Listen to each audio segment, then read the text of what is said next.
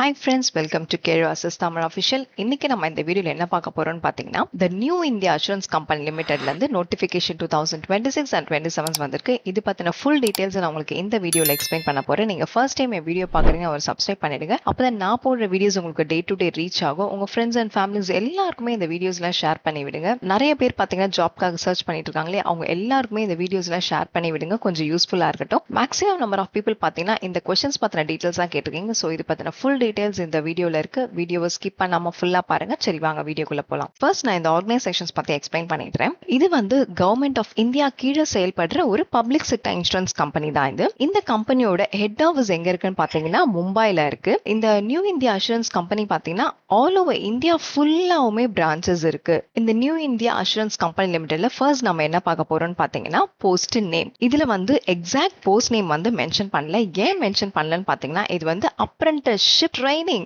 So அதனால வந்து exact post name mention பண்ணல. Next job type. இது வந்து பெர்மனன்ட் ஜாப் கிடையாது. அப்ரெண்டிஸ்ஷிப் ட்ரைனிங் மட்டும் தான். சோ இந்த ட்ரைனிங் பீரியட் இங்கே கிளியரா மென்ஷன் பண்ணிருக்காங்க. Period of engagement shall be of 12 months. ஓகேவா? நெக்ஸ்ட் வந்து இந்த அப்ரெண்டிஸ்ஷிப் ட்ரைனிங் நீங்க கம்ப்ளீட் பண்ணி முடிச்சிட்டு சர்டிபிகேட் வச்சிருந்தீங்கன்னா அப்கமிங்கா வர கவர்மெண்ட் இன்சூரன்ஸ் ஜாப்ஸ் ஆகட்டும் இல்ல பிரைவேட் இன்சூரன்ஸ் ஜாப்ஸ் இது எல்லாத்துக்குமே வந்து ரொம்ப ரொம்ப யூஸ்ஃபுல்லா இருக்கும். அதே மாதிரி வந்து அப்கமிங்கா வர ஜாப்ஸ்ல வந்து பெர்மனன்ட் ஸ்டாஃப் ஆகிறதுக்கான சான்சஸுமே வந்து நிறைய இருக்கு. ஃபர்ஸ்ட் ப்ரியாரிட்டியும் பாத்தீங்கன்னா உங்களுக்கு தான் கொடுப்பாங்க. சோ இஃப் யூ ஆர் எலிஜிபிள்னா apply for this vacancy. Next vacancy பாத்தீங்கன்னா எல்லா ஸ்டேட்லயுமே வேகன்சிஸ் இருக்கு. ஓவராலா 550 வேகன்சிஸ் இருக்கு. நான் ஒரு ஸ்டேட்ல எவ்வளவு வேகன்சின்றத சொல்லிடுறேன். ஆந்திர பிரதேஷ்ல பாத்தீங்கன்னா 17 வேகன்சிஸ் இருக்கு. கர்நாடகால பாத்தீங்கன்னா 24 வேகன்சிஸ், கேரளால 30 வேகன்சிஸ் இருக்கு. மேகாலயா, மிசோரம், நாகாலாந்து, ஒடிசா, புதுச்சேரியில பாத்தீங்கன்னா 1 வேகன்சிஸ் இருக்கு. நம்ம தமிழ்நாட்டுல பாத்தீங்கன்னா ஓவராலா 46 வேகன்சிஸ் இருக்கு. நான் கேட்டகரி வைஸ் கிளியரா மென்ஷன் பண்ணிடுறேன். எஸ்சி கேட்டகரியில இருக்கவங்களுக்கு வந்து 8 வேகன்சிஸ் இருக்கு. எஸ்டி கேட்டகரியில இருக்கவங்களுக்கு வந்து வேகன்சிஸ் கிடையாது. ஓபிசி கேட்டகரியில இருக்கவங்களுக்கு பாத்தீங்கன்னா 11 வேகன்சிஸ் இருக்கு. எக்கனாமிக்கலி வீக்கர் செக்ஷன்ஸ்ல இருக்கவங்க 4 வேகன்சிஸ் இருக்கு. ஜெனரல் கேட்டகரியில இருக்கவங்க 23 வேகன்சிஸ் இருக்கு. சோ மொத்தமா 46 வேகன்சிஸ் இருக்கு. ஓவராலா டோட்டலா பாத்தீங்கன்னா 550 வேகன்சிஸ் இருக்கு. அதே மாதிரி வந்து பர்சனல் பெஞ்ச்மார்க் டிசபிலிட்டி கேட்டகரியில இருக்கவங்களுக்கு வந்து வேகன்சிஸ் இருக்கு. நெக்ஸ்ட் எந்தெந்த ஸ்டேட்ல பாத்தீங்கன்னா ரீஜனல் ஆஃபீஸ் இருக்குன்றது கிளியரா கீழே மென்ஷன் பண்ணிருக்காங்க. நம்ம தமிழ்நாட்டுல மட்டும் பாத்தீங்கன்னா 3 ரீஜனல் ஆஃபீஸ் இருக்கு. சென்னை, கோயம்புத்தூர், மதுரையில இருக்கு. சோ இந்த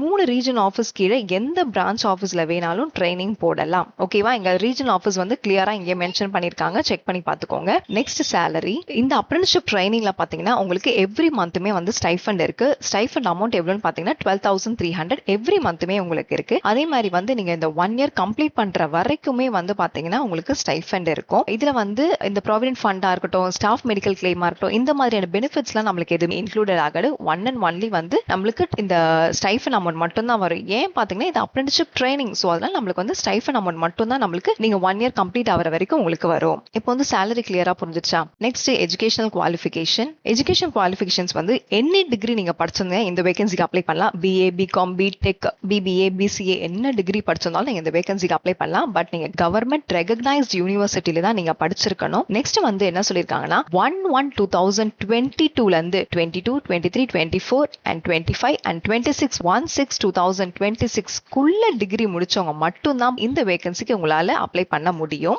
1/6/2026க்கு பின்னாடி டிகிரி முடிச்சவங்களா இந்த வேகன்சிக்கு அப்ளை பண்ண முடியாது. இப்போ எஜுகேஷனல் குவாலிஃபிகேஷன்ஸ் கிளியரா புரிஞ்சிச்சா? Next fees structure. Fees structures பாத்தீங்கன்னா general category and economical weaker sections category, OBC category male கேண்டிடேட்ஸ்க்கு எவ்வளவு அப்ளிகேஷன்ஸ் ஃபீஸ்னா 800 rupees applications fees plus GST பாத்தீங்கன்னா 18%. அப்ப டோட்டலா 944 rupees அப்ளிகேஷன்ஸ் ஃபீஸ். நெக்ஸ்ட் வந்து general category and economical weaker sections category, OBC category female கேண்டிடேட்ஸ்க்கு பாத்தீங்கன்னா அப்ளிகேஷன்ஸ் ஃபீஸ் வந்து 600 rupees பிளஸ் ஜிஎஸ்டி பாத்தீங்கன்னா ஒரு 18%. அப்ப டோட்டலா பாத்தீங்கன்னா 708 rupees applications fees. Next third வந்து SC, ST category and personal benchmark disability கேட்டகரியில இருக்கவங்க எனி ஜெண்டர் இந்த கேட்டகரியில இருக்கவங்கலாம் பாத்தீங்கன்னா அப்ளிகேஷன்ஸ் ஃபீஸ் வந்து 200 rupees பிளஸ் ஜிஎஸ்டி பாத்தீங்கன்னா ஒரு 18%. அப்போ ஓவரால் டோட்டல் பாத்தீங்கன்னா 236 rupees அப்ளிகேஷன்ஸ் ஃபீஸ். இப்போ அப்ளிகேஷன்ஸ் ஃபீஸ் வந்து கிளியரா புரிஞ்சிச்சா? நெக்ஸ்ட் வந்து ஏஜ் லிமிட். ஏஜ் லிமிட் வந்து 21 இயர்ஸ்ல இருந்து 30 இயர்ஸ் வரைக்கும் நீங்க இந்த வேகன்சிக்கு அப்ளை பண்ணிக்கலாம். கவர்மெண்ட் ரூல்ஸ் படி ஒரு சில கேட்டகரிலாம் வந்து ஏஜ் ரிலாக்ஸேஷன்ஸ் இருக்கு. அதையும் நான் கிளியரா மென்ஷன் பண்ணிடுறேன். எஸ்சி அண்ட் எஸ்டி கேட்டகரியில இருக்கவங்க பாத்தீங்கன்னா எக்ஸ்ட்ரா 5 இயர்ஸ் வரைக்கும் நீங்க இந்த வேகன்சிக்கு அப்ளை பண்ணிக்கலாம். ஓபிசில வந்து நான் கிரீமி லேயர் கேட்டகரியில இருப்பாங்க அவங்க வந்து எக்ஸ்ட்ரா 3 இயர்ஸ் வரைக்கும் நீங்க இந்த வேகன்சிக்கு அப்ளை பண்ணிக்கலாம். பர்சனல் பெஞ்ச்மார்க் டிசபிலிட்டி கேட்டகரியில இருக்கவங்க வந்து எக்ஸ்ட்ரா 10 இயர்ஸ் வரைக்கும் நீங்க இந்த வேகன்சிக்கு அப்ளை பண்ணிக்கலாம். Video widows or divorced women or women legally separated from their husband, இவங்கெல்லாம் பாத்தீங்கன்னா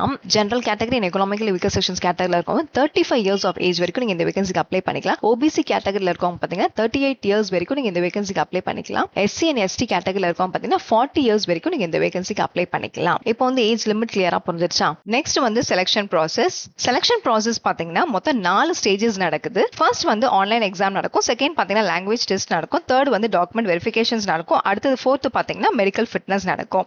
இந்த செலக்ஷன் ப்ராசஸ் பொறுத்த வரைக்கும் ரொம்ப சிம்பிளான செலக்ஷன் ப்ராசஸ் தான். இதுல வந்து இன்டர்வியூலாம் எதுவுமே இல்ல. One and only online exam மட்டும் தான் நடக்கும். ஓகேவா? ஃபர்ஸ்ட் வந்து ஆன்லைன் ரிட்டன் டெஸ்ட் பத்தி பார்ப்போம். டோட்டலா பாத்தீங்கன்னா 100 மார்க்ஸ்க்கு கண்டக்ட் பண்றாங்க. டோட்டல் டியூரேஷன்ஸ் பாத்தீங்கன்னா 60 மினிட்ஸ்.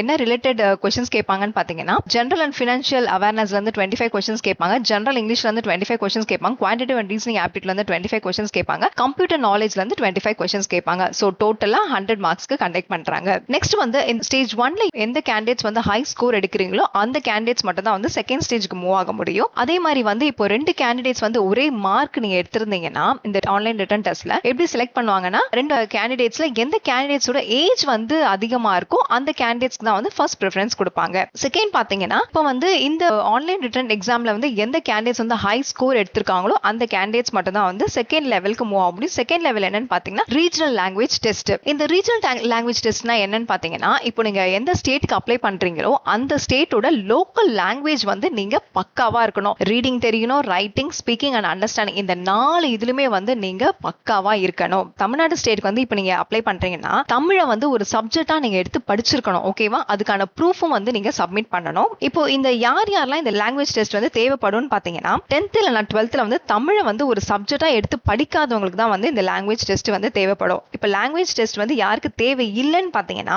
10th இல்ல 12th வந்து தமிழ் ஒரு சப்ஜெக்டா எடுத்து படிச்சிருந்தீங்கன்னா அவங்களுக்கு இந்த லோக்கல் லாங்குவேஜ் டெஸ்ட் வந்து தேவைப்படாது. புரியுது? அது மாதிரி ஒரு ஸ்டேட்ல இருக்க கேண்டிடேட்ஸ் வந்து அந்தந்த ஸ்டேட்டோட லோக்கல் லாங்குவேஜை நீங்க கிளியரா தெரிஞ்சிருக்கணும். சோ இப்போ நீங்க இந்த லோக்கல் லாங்குவேஜ் டெஸ்ட்ல கூட நீங்க ஃபெயில் ஆயிட்டீங்கன்னா உங்களை வந்து செலக்ட் பண்ண மாட்டாங்க. இப்போ இந்த லோக்கல் லாங்குவேஜ் டெஸ்ட்லயும் வந்து எந்த கேண்டிடேட்ஸ் கிளியர் பண்றாங்களோ அவங்களுக்கு மட்டும் தான் டாக்குமெண்ட் வெரிஃபிகேஷன்ஸ் நடக்கும். ஓகேவா? இந்த டாக்குமெண்ட் வெரிஃபிகேஷன்ஸ் அப்போ நீங்க என்னென்ன டாக்குமெண்ட்ஸ்லாம் எடுத்துட்டு போகணும்னு பாத்தீங்கன்னா இங்க மென்ஷன் பண்ணிருக்க எல்லா டாக்குமெண்ட்ஸுமே வந்து நீங்க ஒரிஜினலும் எடுத்துட்டு போகணும், செல்ஃப் அட்டஸ்ட் ஜெராக்ஸ் காப்பியும் நீங்க எடுத்துட்டு போகணும். என்னன்னா போட்டோ ஐடி ப்ரூஃப்காக நீங்க ஆதார் கார்டு இல்ல பேன் கார்டு இல்ல ஓட்டர் ஐடி இல்ல டிரைவிங் லைசன்ஸ் இல்ல பாஸ்போர்ட் ஏதாவது ஒண்ணு நீங்க எடுத்துட்டு போகலாம். இல்ல நெக்ஸ்ட் வந்து 10th இல்ல மெட்ரிகுலேஷன் சர்டிபிகேட் வந்து நீங்க எடுத்துட்டு போகணும். அடுத்தது பாத்தீங்கன்னா 12th மார்க் ஷீட் எடுத்துட்டு போகணும். அதே மாதிரி நீங்க ஹையர் குவாலிஃபிகேஷன் ஏதாவது படிச்சிருந்தீங்கன்னா எல்லா செமஸ்டரோட மார்க் ஷீட்ஸும் நீங்க எடுத்துட்டு போகணும். நெக்ஸ்ட் வந்து எஸ்சி எஸ்டி கேட்டகரியில இருக்கவங்களாம் வந்து காஸ்ட் சர்டிபிகேட் நீங்க சப்மிட் பண்ணணும். ஓகேவா? இப்போ என்னென்ன டாக்குமெண்ட்ஸ் நீங்க சப்மிட் பண்ணணும்ன்றது கிளியரா புரிஞ்சிருச்சா? நெக்ஸ்ட் இந்த டாக்குமெண்ட் வெரிஃபிகேஷன்ஸ்ல எந்த கேண்டிடேட்ஸ் கிளியர் பண்றாங்களோ அந்த கேண்டிடேட்ஸ் மட்டும் தான் மெடிக்கல் ஃபிட்னஸ்க்கு மூவ் ஆவாங்க. இந்த 4th ஸ்டேஜ் வரும்போது